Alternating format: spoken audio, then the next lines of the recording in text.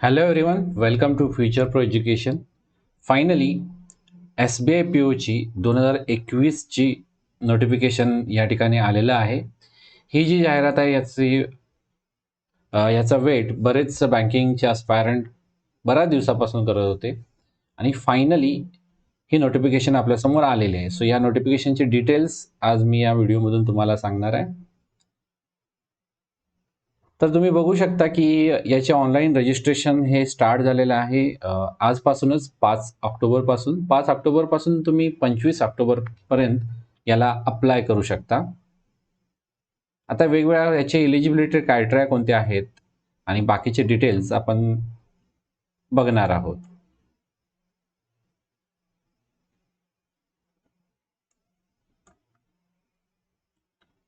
तर ही जी एक्झाम आहे ही 3 फेजमध्ये होणार आहे. फेज 1 म्हणजे प्रिलिमिनरी एक्झाम, फेज 2 म्हणजे मेन्स आणि फेज 3 म्हणजे इंटरव्ह्यू.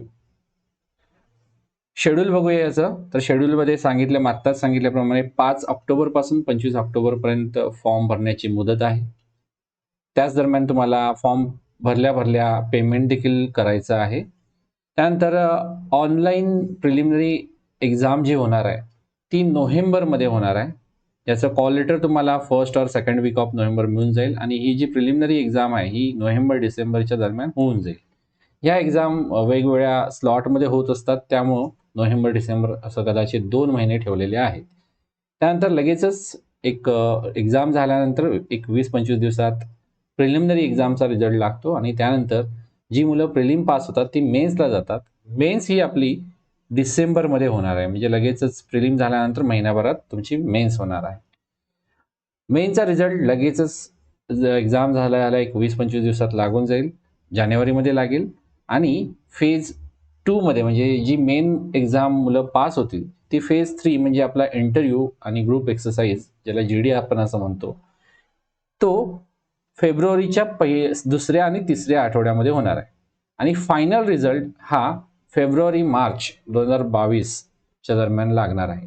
31 मार्च 2022च्या अगोदर निश्चितच लागेल, कारण ह्या फायनान्शियल इयरच्या अगोदरची ही रिक्रुटमेंट आहे, त्यामुळे 31 मार्चच्या अगोदर 100% याचा रिझल्ट लागणार आहे. त्याचबरोबर तुम्हाला SBI हे प्री एक्झामिनेशन ट्रेनिंग देखील प्रोव्हाइड करतं SC ST आणि रिलिजियस मायनॉरिटी कम्युनिटी कॅन्डिडेटसाठी. पण तसा काही जास्त उपयोग होत नाही, त्यामुळे याला तुम्ही अप्लाय नाही केलं तरी चालेल प्री एक्झामिनेशन ट्रेनिंगसाठी. त्यानंतर वॅकन्सीज बघूया, number of vacancies. So total ज्या वॅकन्सीज आहेत ह्या 2000 अधिक बॅकलॉग वॅकन्सी धरून 2056 वॅकन्सीज आहेत. यामध्ये कॅटेगरी वाईज वॅकन्सीज असतात, जसं जनरलच्या 810, त्यानंतर EWSच्या 200, OBC नॉन क्रिमिलियरच्या 540, SC साठी 300 आणि ST साठी 150. त्याचबरोबर जे पर्सन विथ डिसेबिलिटी कॅन्डिडेट आहेत त्यांच्यासाठी देखील इथं वेगवेगळ्या वॅकन्सीज 20-20-20 तुम्हाला दिसून येत आहे.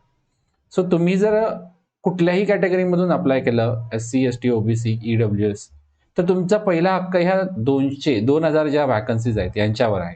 सो पहिलं कॉम्पिटिशन ह्या 2000 वॅकन्सीजमध्ये होणार आहे.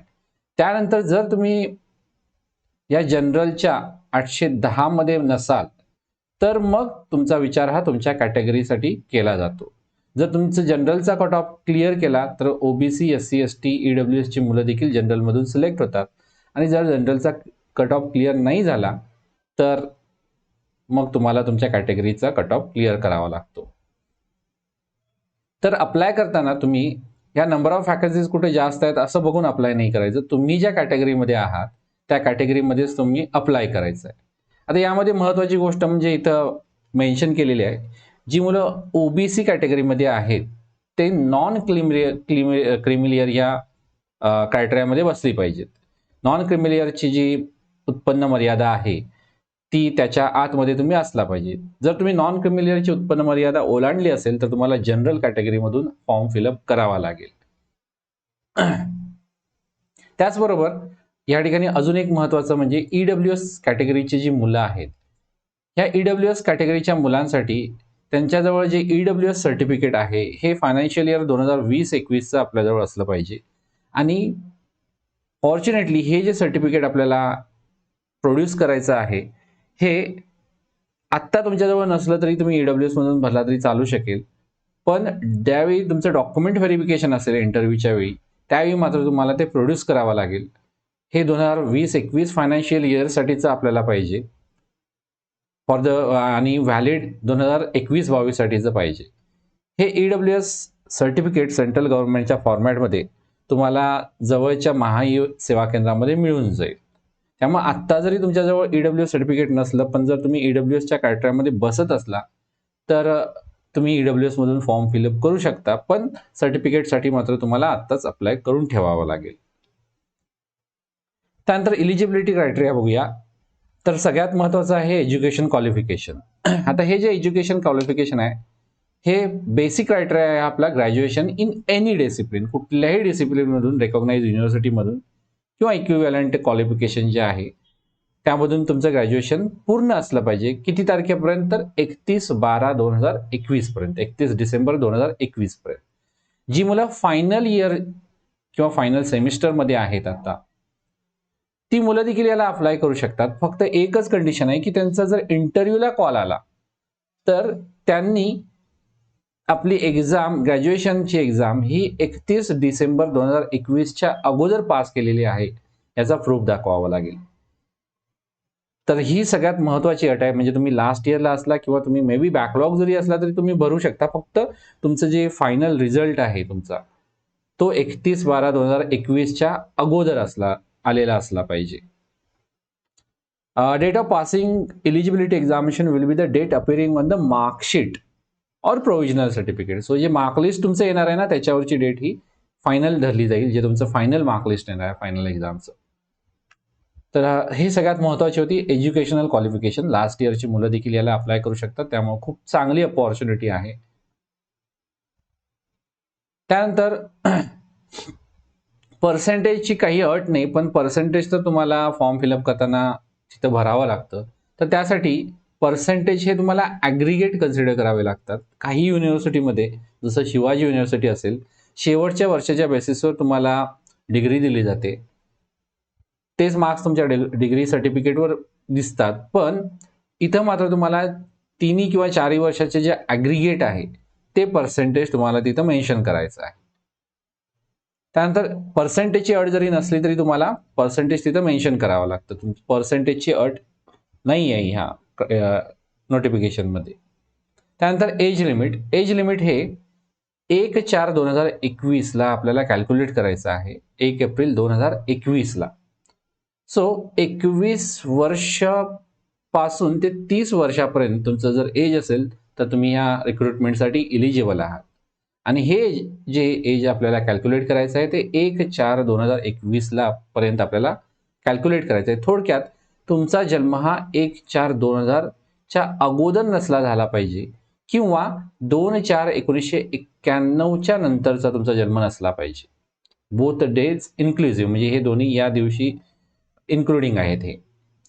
तर अप्पर एज लिमिट जे आहे हे 30 जे आहे हे जनरल कॅटेगरी त्याचबरोबर EWS कॅटेगरीच्या मुलांसाठी आहे. आता ह्या ठिकाणी एज रिलॅक्सेशन देखील मिळतं. जसं SC ST कॅटेगरीसाठी 5 वर्षाचं एज रिलॅक्सेशन आहे, म्हणजे 30च्या ऐवजी 5 वर्ष एक्स्ट्रा म्हणजे 35 वर्ष असेल. OBC साठी नॉन क्रिमिनल वाले जे आहेत त्यांच्यासाठीच 3 वर्ष म्हणजे 33 वर्ष होऊन जाईल. बाकी पर्सन विथ डिसेबिलिटी यांना देखील एज रिलॅक्सेशन आहे, ते तुम्ही इथं चेक करू शकता. त्याचबरोबर आता महत्त्वाचं म्हणजे ज्यांचं लोन अगोदर घेतलं होतं ज्या कॅन्डिडेटनी आणि ते सध्या डिफॉल्ट झालेलं आहे, सध्या ते रिपेमेंट तुम्ही करत नाही आहात, तर अशी मुलं या रिक्रुटमेंटसाठी एलिजिबल नाही आहेत. सो जर तुम्ही डिफॉल्टमध्ये असाल तर तुम्ही सेटलमेंट करू शकता बँकेसोबत, आणि जर हप्ता भरणं शक्य नसेल तर ॲटलिस्ट 3 महिन्याच्या आत तुम्ही तो हप्ता भरत चला, म्हणजे तुमचं ते लोन ॲक्टिव्ह राहील आणि तुम्ही डिफॉल्ट कॅटेगरीमध्ये जाणार नाही. त्यामुळे जर तुमचं लोन डिफॉल्ट असेल, बऱ्याच वेळा एज्युकेशन लोन डिफॉल्ट होऊ शकतं तुमचं, तर ते बँकेसोबत तुम्ही बोला आणि ते परत एकदा सर्व्हिसिंग त्याचं लोनचं जो हप्ता आहे भरणं ते सुरू करा. ॲटलिस्ट 3 महिन्यातून एकदा तरी तो हप्ता भरत चला. त्याचबरोबर जर तुमच्या विरोधात कुठली तरी पोलीस कंप्लेंट असेल, दखलपात्र गुन्हा असेल, तरी देखील तुम्ही या रिक्रुटमेंटसाठी इलिजिबल नाही आहात. तर याच्याबरोबरच अजून काही महत्त्वाचे पॉईंट्स आपण बघूया. बाकी या ठिकाणी पर्सन विथ डिसेबिलिटीचे जे वेगवेगळे डेफिनेशन्स आहेत ते या ठिकाणी दिलेले आहेत.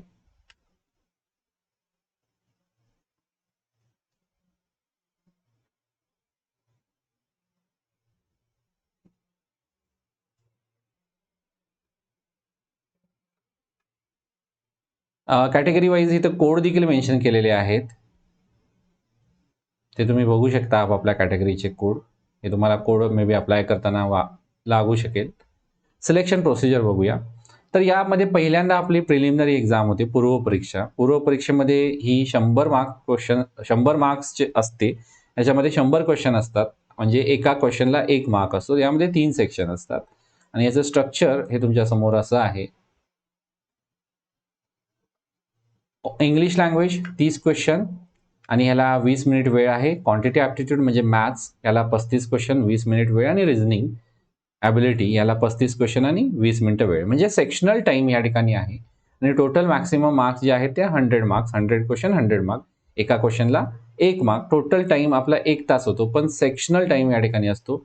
सेक्शन आपल्या समोर जो येतो तोच आपल्याला सॉल्व्ह करावा लागतो. आपण सेक्शन स्विच करू शकत नाही.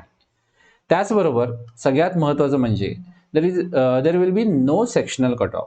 सेक्शनल कट ऑफ ह्या एक्झाममध्ये नाही आहे आणि इथं तुम्हाला ओव्हरऑल कट ऑफ क्लिअर करायचा आहे आणि प्रिलिममध्ये जी मुलं पास होतील तीच मेन्सला जातील. साधारणपणे ज्या वॅकन्सीज आहेत त्याच्या 10 टाइम्स 1:10 या रेशिओमध्ये मुलं ही मेन्स एक्झामला जातील. म्हणजे 2000 आपल्या वॅकन्सीज आहेत, म्हणजेच साधारणपणे 20,000 मुलं ही मेन एक्झामिनेशनला जातील. तर मेन एक्झामिनेशनचं स्ट्रक्चर देखील बघूया. यामध्ये ऑब्जेक्टिव्ह आणि डिस्क्रिप्टिव्ह असे 2 पार्ट असतात. ऑब्जेक्टिव्ह टेस्ट ही 200 मार्क्सची असते आणि डिस्क्रिप्टिव्ह टेस्ट ही 50 मार्क्सची असते. त्यामुळे तुम्ही लक्षात येईल की डिस्क्रिप्टिव्हचं वेटेज देखील खूप जास्त आहे. ऑलमोस्ट 250 मधले 50 म्हणजे 20% वेटेज हे डिस्क्रिप्टिव्हला आहे. सो डिस्क्रिप्टिव्ह आणि हे नेमकं काय आहे, ते स्ट्रक्चर काय आहे ते आपण बघूया. सो ऑब्जेक्टिव्ह टेस्टमध्ये ही टोटल 3 तास ड्युरेशन आहे. यामध्ये रिझनिंग अँड कम्प्युटर ॲप्टिट्यूड म्हणजेच रिझनिंग ॲबिलिटी यावर कम्प्युटरचे क्वेश्चन विचारले जात नाहीत. ओन्ली रिझनिंगचे असतात. हाय लेवल रिझनिंगचे क्वेश्चन असतात. 45 क्वेश्चन 60 मार्कला असतात. 1 तास वेळ असतो. थोडीशी लेवल या ठिकाणी हाय असते. त्यानंतर डेटा अनालिसिस अँड इंटरप्रिटेशन हा क्वांटिटी ॲप्टिट्यूडचाच पार्ट आहे. 35 क्वेश्चन फक्त असतात. मात्र या ठिकाणी काही क्वेश्चन 2 मार्कला असतात. असे टोटल 60 मार्कचे क्वेश्चन असतात. टाईम 45 मिनिट आहे. इथं देखील लेवल आपली जास्त असते. त्यानंतर आपलं banking awareness, general awareness, economy awareness जे आपला करंट अफेअर्स म्हणून ओळखतो, त्याचे 40 क्वेश्चन 40 मार्क 35 मिनिटं. त्यानंतर इंग्लिश लँग्वेज 35 क्वेश्चन 40 मार्क 40 मिनिटाचा वेळ. असा टोटल 3 तासाचा वेळ ह्या ठिकाणी आहे. सो तुमच्या लक्षात येईल ह्या ठिकाणी वेटेज जे आहे हे रिझनिंग आणि डेटा अनालिसिससाठी सगळ्यात जास्त आहे आणि डिस्क्रिप्टिव्हला देखील खूप जास्त वेटेज आहे. डिस्क्रिप्टिव्हला 50 मार्क्स आहेत. डिस्क्रिप्टिव्ह टेस्ट ही कशी असते नेमकी, तर ही डिस्क्रिप्टिव्ह टेस्ट जसं तुमचं ही ऑब्जेक्टिव्ह टेस्ट होईल. आता ह्या ऑब्जेक्टिव्हमध्ये तुम्ही बघू शकता हे सेक्शनल टाईम इथं देखील आहे. ऑब्जेक्टिव्ह ही टेस्ट संपली, सगळे सेक्शन तुमचे झाले की लगेचच 1 मिनिटाचा मध्ये गॅप न टाकता डिस्क्रिप्टिव्ह टेस्ट तुमची सुरू होते. त्याचं ड्युरेशन हे टोटल 30 मिनिट असतं. यामध्ये तुम्हाला लेटर रायटिंग आणि एसे रायटिंग करायचं असतं. जनरली लेटर रायटिंग आणि एसे रायटिंगसाठी तुम्हाला 3 सब्जेक्ट दिलेले असतात. त्या 3 पैकी एकावर तुम्हाला लेटर किंवा एसे जो काय आहे तो लिहायचा असतो. 2 क्वेश्चनच असतात 50 मार्क्ससाठी. या ठिकाणी सांगायची गोष्ट म्हणजे फेज 1 आणि 2 प्रिलिम आणि मेन्समध्ये निगेटिव्ह मार्किंग आहे. 1/4 मार्क्स हे निगेटिव्ह असतात. 1 मार्कला क्वेश्चन असला रॉंग आला तर तुमचे -0.25 होतील. 2 असले तर -0.5 होतील. जर तुमचा रॉंग आला तर. अटेम्प्टच नाही केले तर निगेटिव्ह वगैरे काय होणार नाही. सो फेज 3 साठी मुलं कुठली सिलेक्ट होतील, जी फेज 2 चा कट ऑफ क्लिअर करतील, ओव्हरऑल कट ऑफ क्लिअर करतील. इथं देखील सेक्शनल कट ऑफ नाही आहे, म्हणजे मेन्सला देखील सेक्शनल कट ऑफ नाही, म्हणजे या ठिकाणी फक्त ओव्हरऑल कट ऑफ आहे. सो जी मुलं ओव्हरऑल कट ऑफ क्लिअर करतील ती मुलं जातील इंटरव्ह्यूसाठी फेज 3 साठी. फेज 3 साठी 1:3 रेशोमध्ये बोलवणार, म्हणजे 2000 वॅकन्सीज असल्या तर साधारणपणे 6000 मुलं ही इंटरव्ह्यूसाठी येणार आहे. सो जनरली बघा, जी मुलं ही इंटरव्ह्यूसाठी येतील त्यांनी असं कन्सिडर करायला हरकत नाही की IBPS POच्या देखील अराउंड 6000च वॅकन्सीज असतात. सो आय थिंक जर जी मुलं इथला कट ऑफ क्लिअर करून इंटरव्ह्यूला जातील त्यांचा IBPS PO मध्ये दरवर्षी 6,000 वॅकन्सीज येतात. सो तुमचं तिथं सिलेक्शन नक्की होऊन जातं. दरवर्षी काय होतं की SBI POची नोटिफिकेशन जी आहे ही IBPS POच्या एक्झामच्या अगोदर येते आणि IBPS POची एक्झाम इंटरव्ह्यू वगैरे होईपर्यंत SBI POचा रिझल्ट देखील लागलेला असतो. त्यामुळे SBI POचं कॉम्पिटिशन ऑलरेडी बाहेर पडतं IBPS POच्या एक्झाम म्हणून. फार कमी मुलं असतात जी IBPS POची एक्झाम देखील देतात, जी SBI PO ऑलरेडी क्रॅक केली आहे तशी मुलं.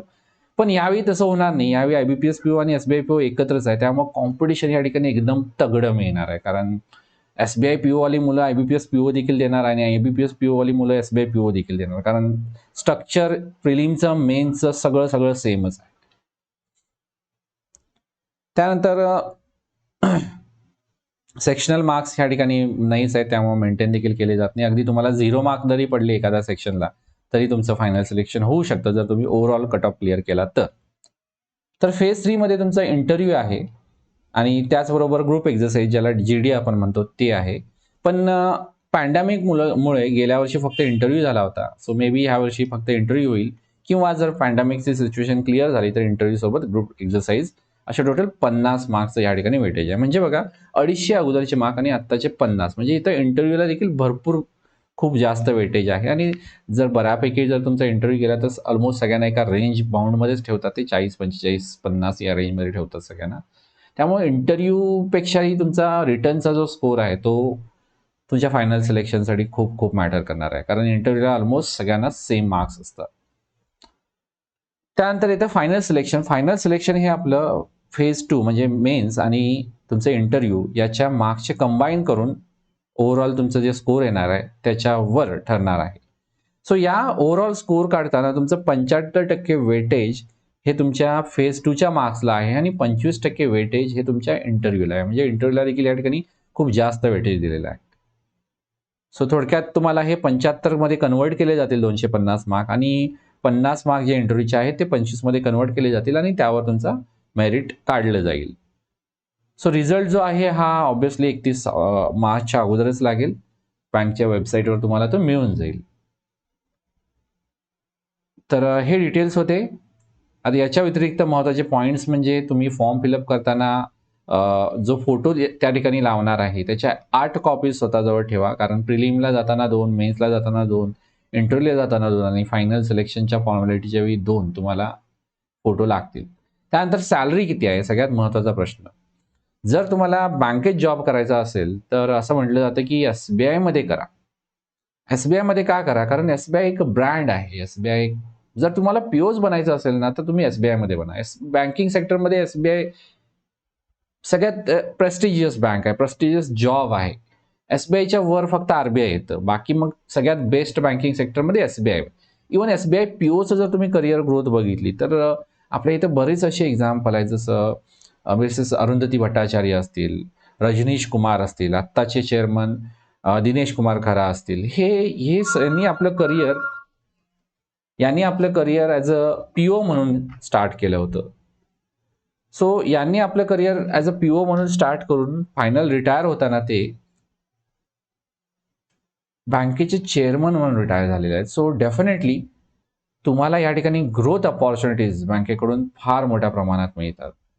टोटल इमॉल्युमेंट, टोटल सॅलरीचा जर विचार करायला गेलं तर बेसिक सॅलरी ही 41,960 आहे. जे सगळं मिळून जर बघायला गेलं तर ग्रोथ सॅलरी ही साधारणपणे 60 ते 70,000 पर्यंत जाते. प्लस याच्यामध्ये HRA वगैरे या गोष्टी येतातच. म्हणजे सॅलरी सगळ्यात जास्त बँकिंग सेक्टरमध्ये SBI PO साठी आहे. साधारण IBPS PO पेक्षा एक 7,000-8,000, 10,000 एक्स्ट्रा सॅलरी तुम्हाला इथं मिळून जाते. बाकी या ठिकाणी जे इन्क्रिमेंट आहेत ते देखील खूप चांगले आहेत. त्यामुळं बरेच जण जर PO बनायचंच असेल तर SBI मध्ये बना असं सांगतात. बाकी जॉईनिंग केल्यानंतर तुम्हाला बॉन्ड करावा लागतो. आजकाल तो सगळीकडेच करावा लागतो. 2 लाखाचा बॉन्ड आहे. तुम्ही पण तो ऑब्व्हियसली दुसरीकडे चांगला UPSC वगैरे क्रॅक केली, SSC क्रॅक केली तर तुम्ही बॉन्ड तो ब्रेक करू शकता. So no issue in that. बॉन्डमध्ये काही प्रॉब्लेम नाही. अपॉर्च्युनिटी तुम्हाला अगदी अब्रॉड पोस्टिंग देखील मिळू शकतं. ती देखील अपॉर्च्युनिटी या ठिकाणी आहे.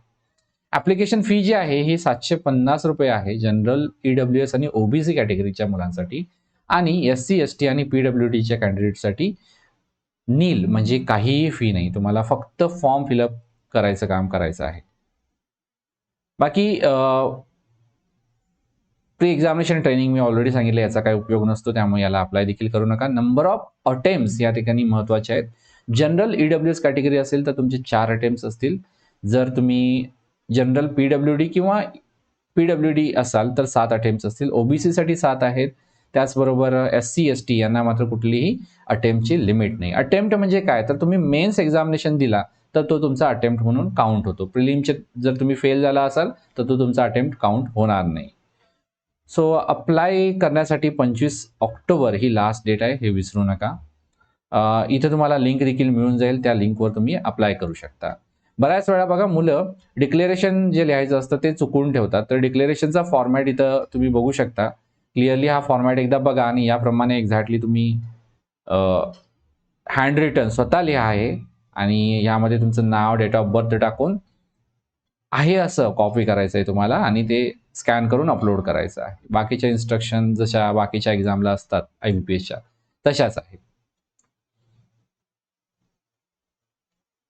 सो बाकी महत्त्वाचे पॉइंट्स तर मी सगळे कव्हर केलेले आहेतच.